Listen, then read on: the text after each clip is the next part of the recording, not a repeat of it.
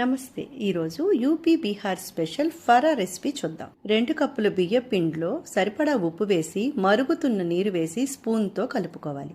కొద్దిగా చల్లగా అయిన తర్వాత చేతులతో బాగా పేడించాలి.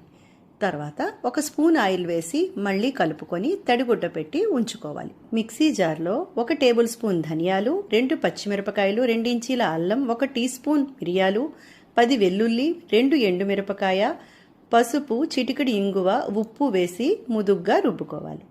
శనగపప్పుని నీరు వేయకుండా గ్రైండ్ చేసుకోవాలి. 4-5 గంటలు నానబెట్టుకోవాలి.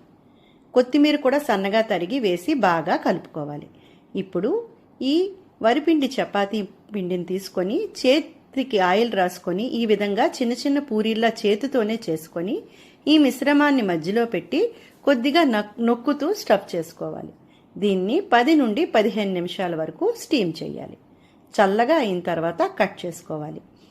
ఆయిల్ ఇంకా కరివేపాకు, ఆవాలు వేసి వీటిని బాగా ఫ్రై చేయాలి. జీరా 1 పౌడర్ వేసుకొని టాస్ చేసుకోవాలి. అంతే, ఎంతో టేస్టీగా ఉండే బ్రేక్ఫాస్ట్ రెసిపీ రెడీ.